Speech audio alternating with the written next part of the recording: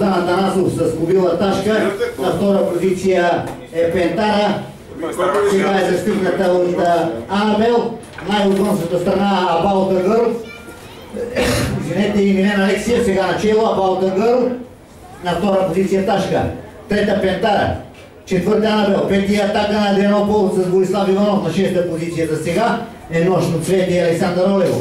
Продължава да води Абал Тагър, 1000 метра преди финиша, на втора позиция Ташка и Гроздан Атанасов. Трети вече е Борислав Иванов с Адрианопол, но не е пуснат от Пентара и Бисер Григоров, тя не се предаде от атаката на Адрианопол. Пентара на трета позиция, сега атакува Бисер Григоров с неговата кобила.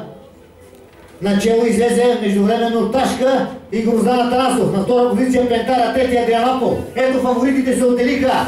Тези три коня ще решат борбата. Друго всичко е по-слаб. Вижте как се подредиха фаворитите. Оттам от дъщата страна Ташка и Гроздан Атанасов. В средата Бисер Григоров, най-отвън Адрианопол. Бисер Григоров и Пентара като че ли поизостана малко, има паднал кон, паднал жокей. Така ние да се пренесем в борбата за първо място Адрианопол или Ташка, Борислав Иванов и Гроздан Атанасов. Най-опитните, Пентара изостана малко. Ташка или Адрианопол? Ташка, Гроздан Атанасов или Борислав Иванов и Адрианопол. Победа за Ташка и Гроздан Атанасов, на втора позиция Адрианопол, трета Пентара и Бисер Григоров, четвърта Нощно цвете, пета Анабел.